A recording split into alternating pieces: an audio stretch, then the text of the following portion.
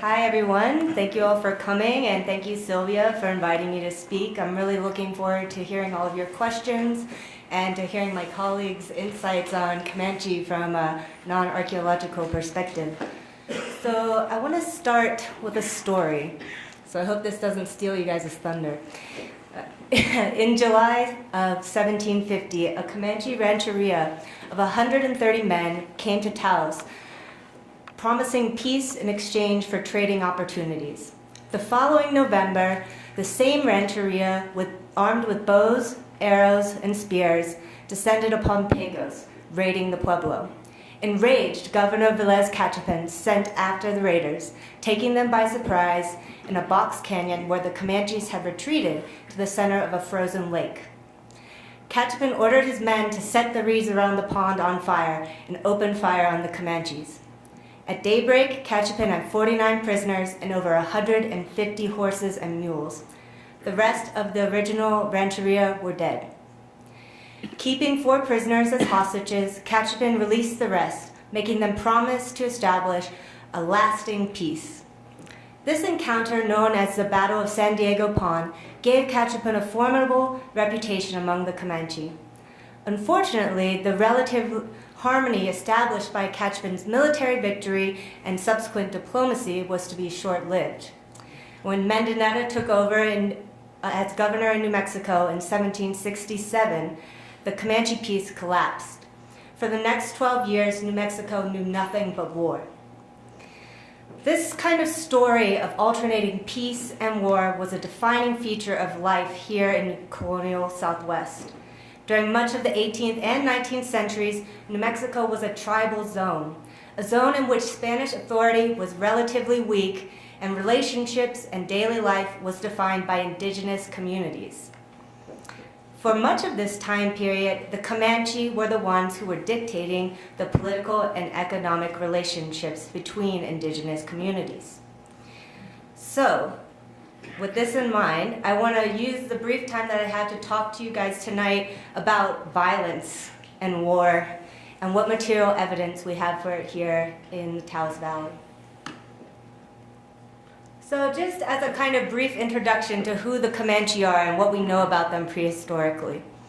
So the pre-contact Comanche were part of a kind of general group of hunter-gatherers linguistically related to the Ute, Shoshone, and Paiute, and who occupied the Great Basin and Rocky Mountains directly to the north and northwest of Taos.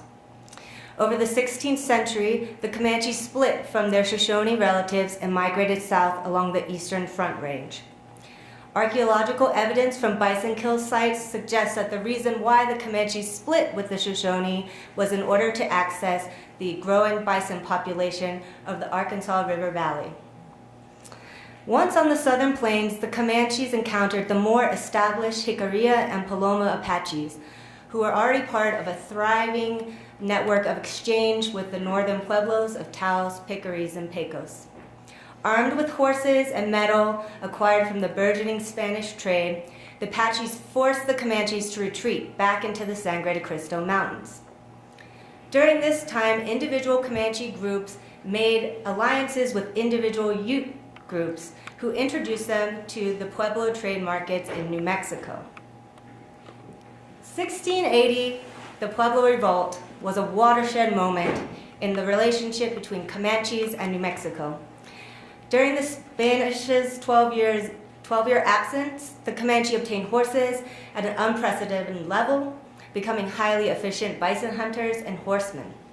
By 1700, Comanches were regularly taking horses and captives from the more sedentary Apache groups living on the southern plains.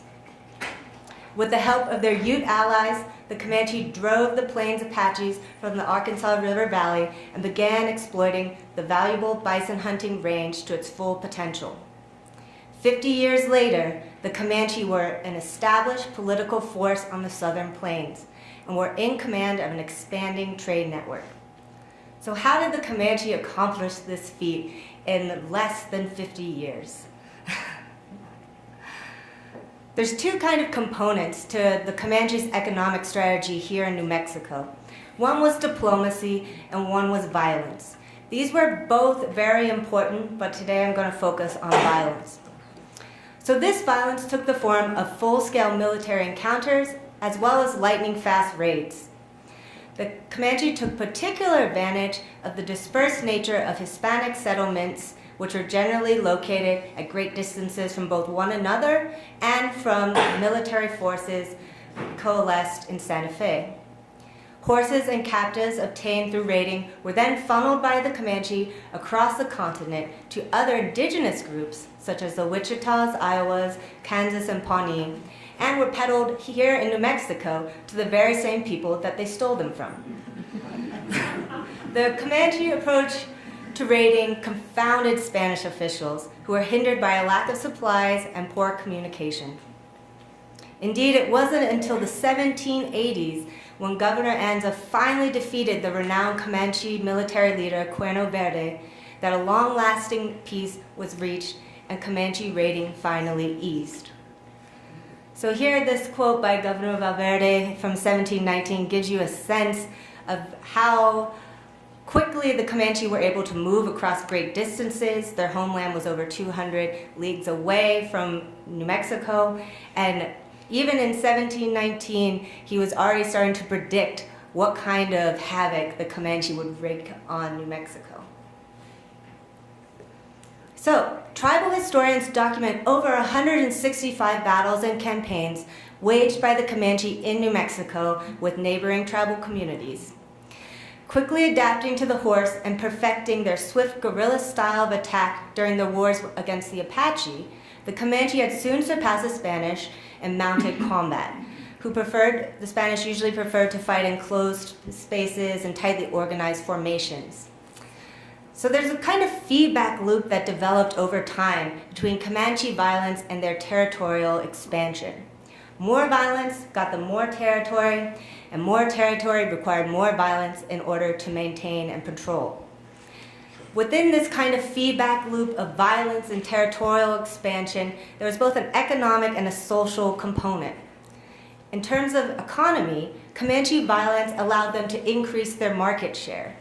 With more territory, they had more raiding areas, they had more pasture for their growing horse herds, they had a new and renewable sources of slaves, livestock, guns, as well as commercial outlets for all of these goods. On a social component, the violent nature of Comanche raiding allowed them to gain prestige and status in society. And this was a necessary step for young men looking to prove their worth as husbands and providers. In order to be a full member of Comanche society as a young man, you had to prove your worth in battle.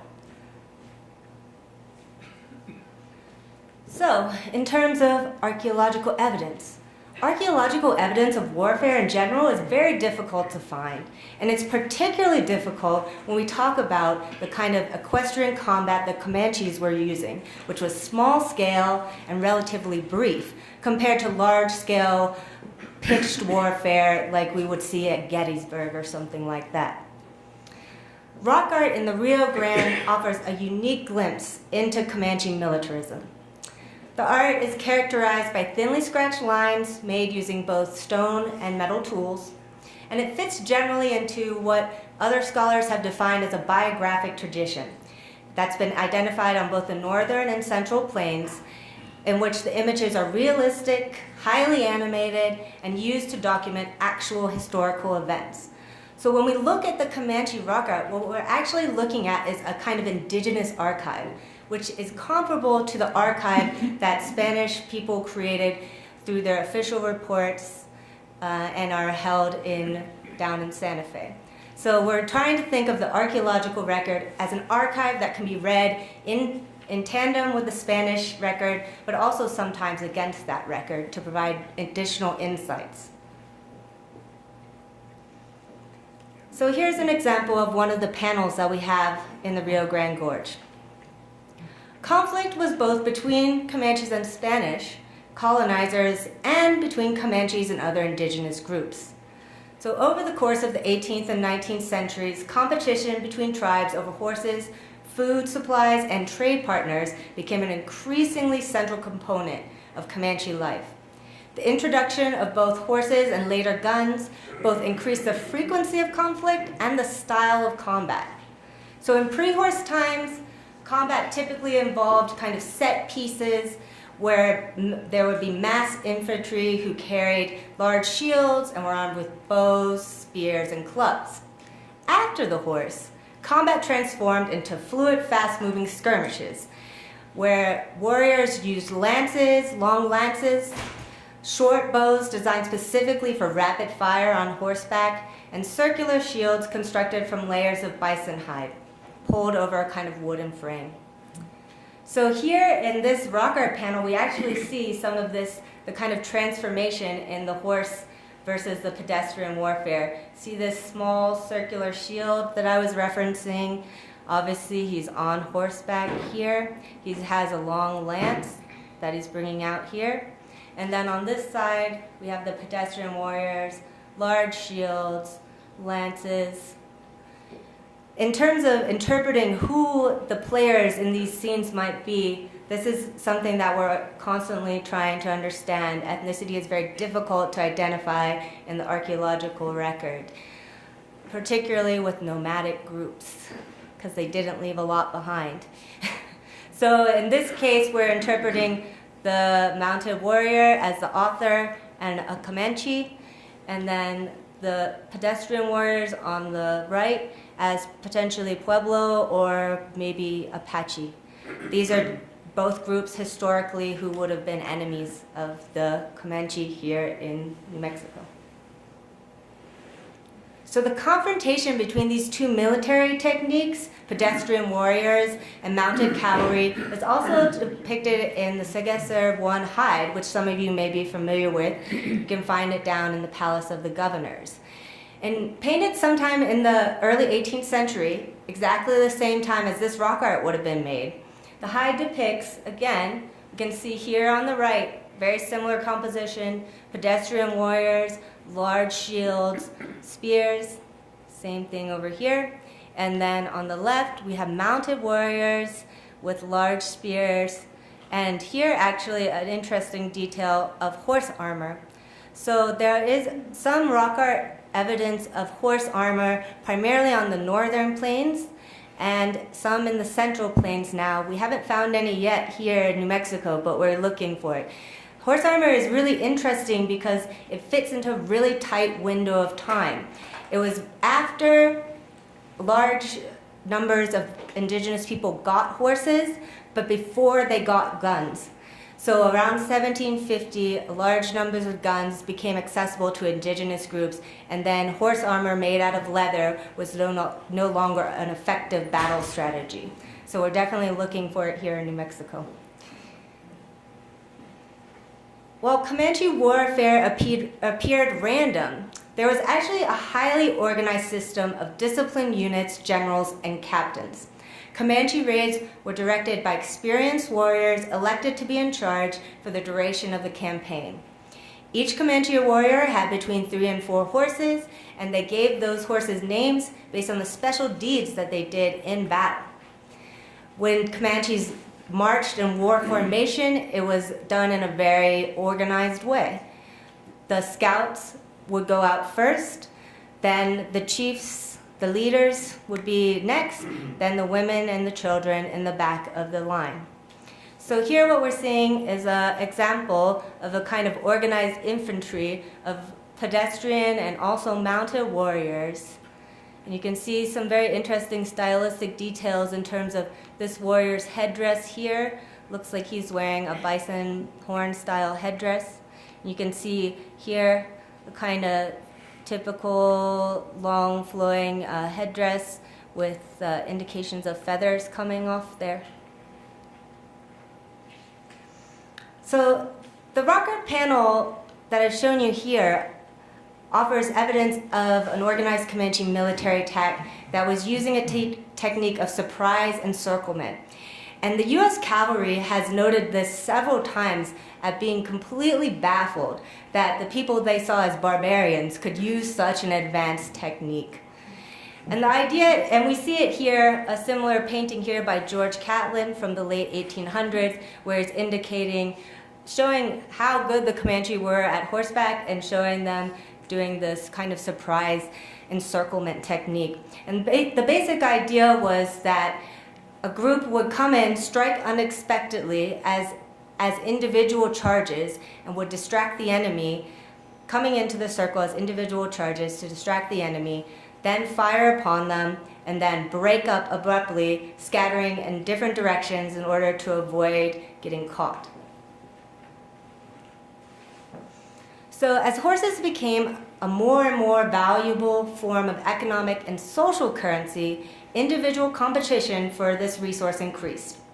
Competition was regulated through a system of graded war honors in which deeds were documented and ranked. For example, there would be a difference between scalp raids and horse raids, and that difference would entail the number of participants, the frequency, the timing, what ceremonies were associated with that raid, and the political sanctions that you needed to get in order to undertake a scalp raid versus a horse raid.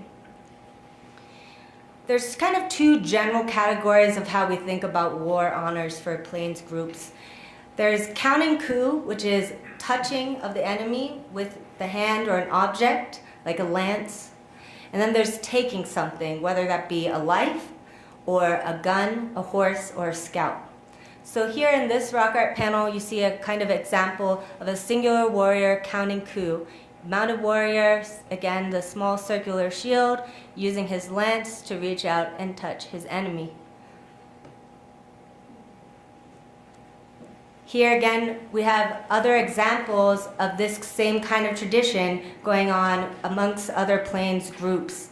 So we can find similar examples on rock art, in ledger drawings from the late 19th century, and then also on bison robes. And this tradition crosses the northern and southern plains. So while there was certainly a growing level of competition for brave deeds, the system also encouraged, surprisingly, restraint and generosity. So counting coup encouraged attackers to kill only one or two people and then to leave quickly before suffering any injury. Therefore, there was a kind of limiting of death. Counting coup also encouraged generosity because it was thought that one way to acquire prestige in society was to redistribute the wealth that you acquired during raids. So it wasn't all bad.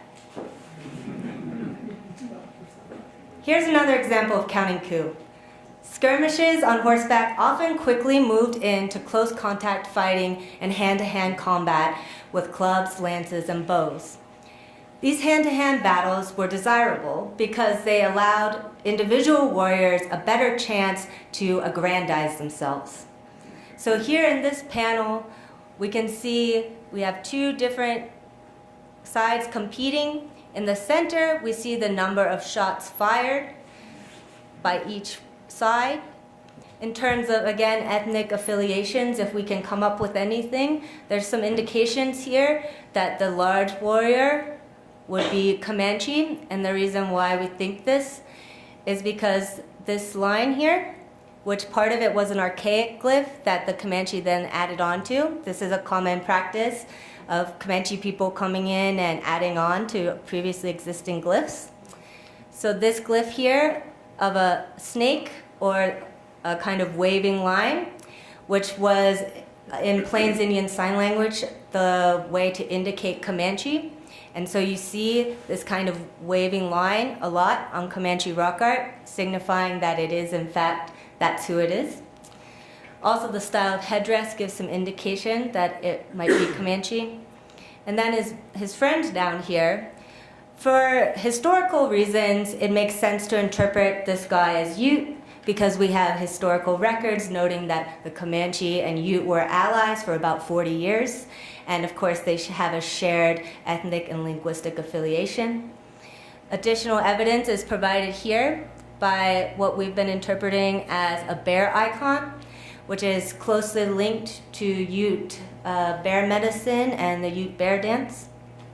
And then who they're fighting could be anybody, maybe Apache, probably most likely, since the wars between Apaches and Comanches were the fiercest, because Comanches and Apaches were fighting over basic livelihood. They were fighting over the ability to feed their families and to trade. So we are interpreting this as Apache, and if you look at how many shots were fired, it looks like the Comanche in the U won. Here we have another example of counting coup, except in a different way. Instead of documenting somebody touching or killing another person, we have a tally of the items that were acquired by an individual during a raid or battle. So these would be indicating lodges, how many lodges were involved in the raid or battle.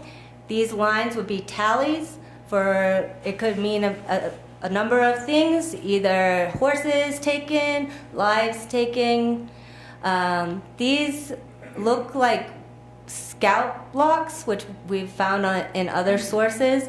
So we're interpreting these as numbers of scalps taken.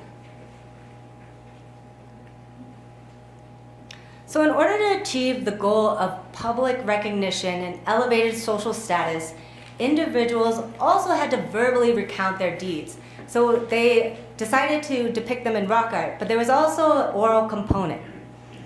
And this oral component was really important because it not only served as a form of public entertainment for the people back at camp who hadn't gone on the battle, but it was a form of psychological release to give the warriors coming back from these violent escapades a release after violence. When we look at rock art sites which document these kind of deeds in battle, we're looking at sites of public performance. People would have been talking and narrating these.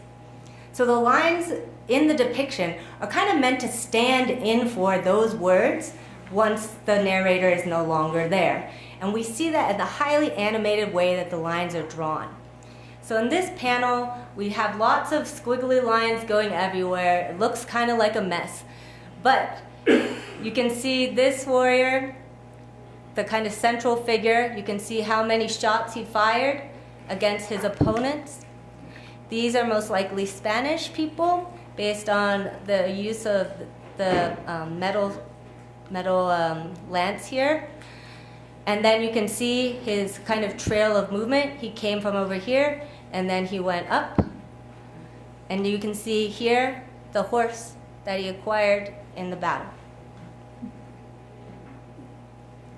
So in addition to documenting individual deeds and accomplishments, the Gorge rock art also records collective encounters between indigenous communities. Again, it's notable that a lot of these are between indigenous communities. So this here is a depiction of a battle between two equestrian groups. Here on the right side, Comanche, again, you see the little snake icon here. And then on the left side here, another equestrian group. And it's interesting to see how the artist used the actual rock face to kind of create the divide between the camps. So you can see this division in the rock here was used as a separating force to show this is one side and this is the other side coming and advancing onto their side of the tracks. So during the 18th and 19th centuries, violence was a defining feature of Comanche culture and their social relationships with the inhabitants of the northern Rio Grande. Now, in highlighting the transformative role of Spanish horses and guns on indigenous warfare, I don't want to imply that the pre-contact northern Rio Grande was some kind of love fest, like an idyllic state of indigenous people all getting along. This is far from the truth. The Spanish conquistadors stepped into local indigenous history. They didn't set it in motion.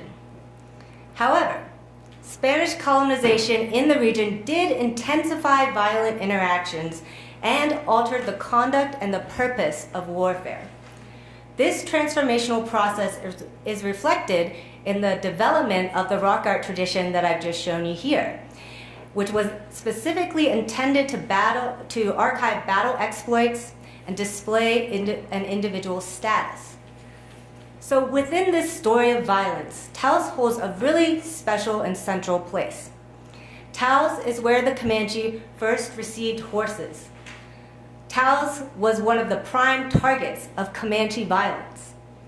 And Taos was the place that the Comanche chose to document these military conquests. Thank you.